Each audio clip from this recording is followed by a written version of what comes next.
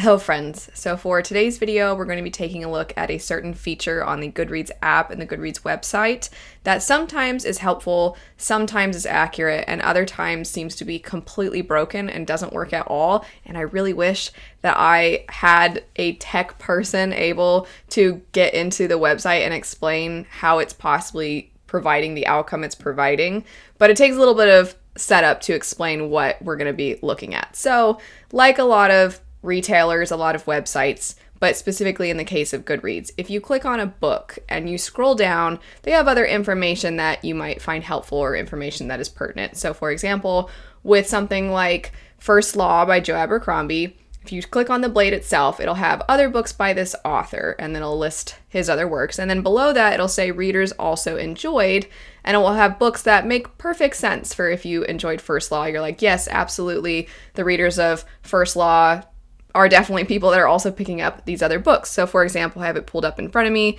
You see Malazan, you see some Mark Lawrence, some Brandon Sanderson, some Robin Hobb, you see Scott Lynch. You're like, yes, absolutely. Those are all going to fall within the same, essentially, if you like this, try that. And that is what is helpful about this feature, is a lot of times if somebody isn't online very much, if they aren't a part of any kind of community where they can get recommendations, then maybe this is how they get it. They have the Goodreads app, they liked something, they scroll down, they're like, all right, I'll give this a try as well. And so in that way, it can be helpful. However, sometimes the books that are listed at the bottom make absolutely no sense, to a point where the very last, because I will go through a selection of books where some of the things that pop up are puzzling, but I'm going to kind of progressively get into the more abstract all the way to I literally have no idea how this is here. And again, if a tech person knew, that would be awesome. But the very last one that I'll get into, there were only 5 ratings for the book that was under readers also enjoyed for a fairly popular book over here. And I clicked on the one that readers supposedly also enjoyed, and none of the readers, I took the time to go through. There was only 5, so it didn't take that long. But I went through the books that they had also read, and none of them were the original book.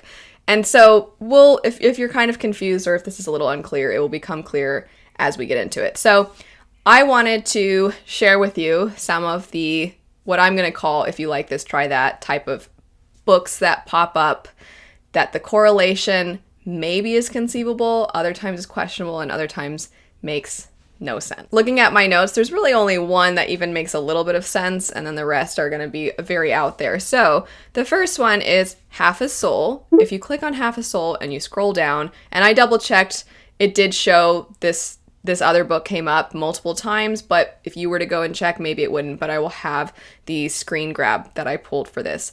It has Half a Soul to This Savage Song. We can kind of understand that. This Savage Song, while it's very definitely darker in tone, while it's a very different writing style, it's a very different kind of fantasy story. It's more dystopian, in a sense, almost apocalyptic type of fantasy, because the setup is that bad acts have suddenly transformed into actual real monsters. So anytime anybody commits a horrendous act, that is going to have a physical consequence. And then now the world is trying to deal with the fact that there's monsters everywhere. And the more horrendous the act, the worse and more powerful the monster. So it's a really unique premise. V. Schwab is known for having really amazing ideas in her works. And then with Half a Soul, we follow, it's been described as, a Regency romance with some fantasy mixed in. So we have this delightful woman who half her soul was taken by a magical being, and as a result, all of her emotions are kind of muted. She's a little bit socially awkward in a society and a time when everything you do is picked apart, everything you say, every gesture means something. Etiquette is extremely important, and it kind of goes over her head, or she understands why she's coming across strange to people, but that is just not her first instinct to behave the way society expects her to behave. And then she meets a man, and he has some pretty serious trauma, and he is a little bit bitter towards the world. And the two of them start to interact with one another. And it's a really sweet story. It's very charming. It does have some depth to it, but they're very different books. That said, I am an example of somebody who has read and enjoyed The Savage Song, and I have read and enjoyed Half a Soul. They are very different, but it makes sense that there would be maybe some overlap, even though that's not the first thing I would think would pop up, right? I would be very curious to see how the, technology pulls from the readers, because I would think there would be a lot more romance or a lot more fantasy romance, and not necessarily the Savage Song being the thing that's going to pop up. So that's the first one. Not that strange. A little strange, not that strange. The next one is the book Babel. I don't think I really need to introduce this book very much. It's a historical fantasy that takes place in Oxford, and it analyzes whether the act of translation is an act of betrayal, because generally the works that are being translated, that information is used to essentially conquer other people or impose your power on them. So that's the first book. And then when you scroll down, the novelization of Once Upon a Time in Hollywood. Quentin Tarantino, there is a movie called Once Upon a Time in Hollywood. And then they took that movie and they put it in book form. Maybe I'm the naive one, maybe I'm the oblivious one, but I can't imagine there's too many fantasy readers who were eager to pick up Babel who have also read Once Upon a Time in Hollywood. I'm wondering if some of the people who have picked up Babel that Goodreads is finding also likes this other book are more the literary fiction crowd. That I could kind of see that. Someone like my husband, who he does read a lot of literary fiction, he might also be like, oh, I want to see this novel version of Once Upon a Time in Hollywood. So he might be the kind of person, maybe? It's still a little confusing because I still feel like there would be other books that I would think would pop up first over that one. But, what do I know? This next one, I laughed when I saw this because one of the books isn't even out yet. And not only is it not out, because we all know that sometimes books that aren't out yet, people will rate them anyway. Not only is it not out yet, but pretty much all the ratings are really negative. I'm not advocating, by the way, for review bombing a book, but the two books that we're talking about here would be KKE.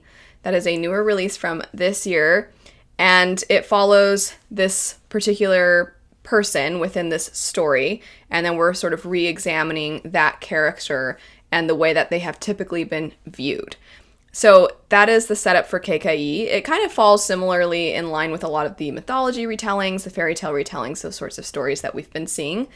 And then the book that it showed as being one that others enjoyed would be Lies We Sing to the Sea. Some of you are like, I've never heard of that. I don't know why this is funny. Some of you immediately probably are amused if you do know even a little bit about the situation. So, Lies We Sing to the Sea. There was an interview that the author did.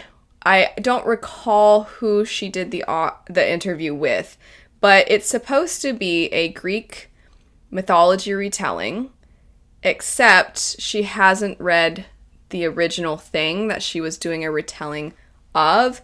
And at first I was like, I don't know, maybe I hadn't read the interview, and I was thinking, I feel kind of bad. What if the marketing was the one? What if they were the ones that decided that that's how they were going to market it? And she felt kind of guilty, and she admitted in an interview, and then everybody's like, what? How can you be retelling something you haven't even read? And then my friend was reading to me, and another friend during one of my patron reading sprints was reading the interview off, and it's not the best. It's not the best interview. It doesn't come across very. I don't want to say anything. I don't know this person, but it didn't seem particularly humble, and it also didn't really seem like there was a ton of knowledge with the mythology that the story was based off of, because apparently it is based off of it, even though she hasn't read it. It didn't seem to be the marketing responsible for this. Anywho, people saw this interview and they similarly found it to not come across particularly humble, as well as a an array of other reactions, and people review bombed it. People went to the book and were giving it a lot of 1 stars, which is kind of sad. I don't really love when people do that. But the point is, it's not out, and people didn't enjoy it. The people that have rated it, I shouldn't even word it as they didn't enjoy it. They rated it as though they didn't enjoy it. It's a very negative review or rating that they've been giving it. So I was like, it's not accurate. Is it saying readers also enjoyed by not even pulling from what other readers have read and just pulling from key words or something that are in the synopses of these books? Because I can't quite figure out how that popped up. KKE, Songs We Sing to the Sea, it just doesn't really make sense. But this last one, I truly don't even understand. I don't understand how these books possibly, how one of them popped up as things readers also enjoyed. So the first book, Book A, is The Stardust Thief. It's very fun. It's a 1001 Nights retelling. It came out this year. It's an adventure fantasy. In some ways, it feels like a quest fantasy. It's a trek across the desert with interesting magic and magical artifacts. And there's so many stories that are coming to life throughout the book. And it was a lot of fun. The book that popped up is a book on how to care for your hoo-hoo. So the book, it has 5 ratings and 1 review, and I think the 1 review said something like, I'm going to read this, or something like that. Or I just read this, something, I don't know. But there was only 5, so I was like, I mean, maybe one of these people also enjoyed The Stardust Thief, I don't know. And I was clicking and I didn't see The Stardust Thief. There was one person where I was like, oh, this is probably the person. And I looked and I didn't see The Stardust Thief. So I'm like, never mind, it's not that person. So none of the people who have rated this book. So this is where I don't understand. I really don't understand how it possibly could have presented this. Just to be extra sure, I checked again and then I checked one more time because I was like, maybe I'm wrong. And no, none of the readers who rated the Care 101 book had read, or even had, I don't even think on their want to read, because I looked at the want to read also. So I don't know. I guess the answer is just that Goodreads is flawed, and we'll leave it at that. But it was still funny to me because my brain almost short-circuited when I was looking at things that were on the Goodreads nominees, and then I scrolled down and I saw that, and it almost didn't process at first what I was looking at, and then I was like, wait, what? And then I was like, am I on the right book? And I scrolled back up and I'm like, I am on the right book. And then I scrolled back down and I was like, this has to be an accident, right? Like, what is this? And then when I went to prep to do this video, I was like, oh, it's probably not there anymore.